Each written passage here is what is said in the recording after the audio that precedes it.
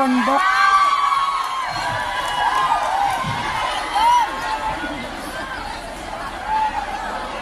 Attorney, ang gwapo mo pala sa personal.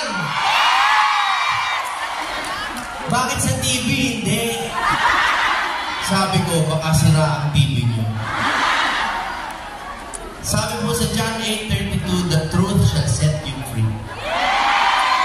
Tama? Bakit po kaya yung mga nagsasabi ng totoo ngayon ang siyang inukulong? Nagsinungaling po kaya ang banal na sulat? Bakit po kaya yung mga nagsasabi ng totoo ng mga vlogger kinukulong? Bakit po kaya si PRRT na sinabi niya ang katotohanan tungkol sa totoong katayuan ng Pilipinas nakukulong? The truth hurts. Kasi po, hindi naman po sinabi ng Biblia na the truth shall set you free agad-agad. The challenge, I think, sa akin po mga kapatid, ang challenge po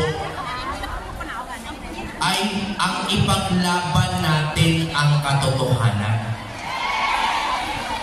Ano po ba ang katotohanan?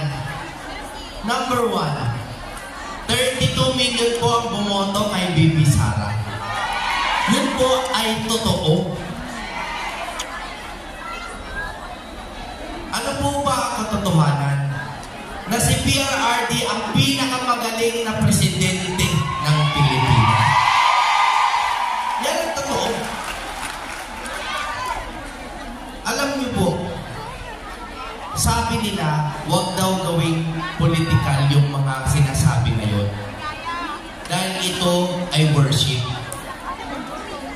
Ang sabi ko naman po, salamat na hindi dapat political. Dahil sa totoo po, ang paniniwala ko, ang dahilan ko sa pagtakbo ay nakaugat po sa panalangin, hindi po sa politika. Lahat po kami sa Team Suka, no, ay may asing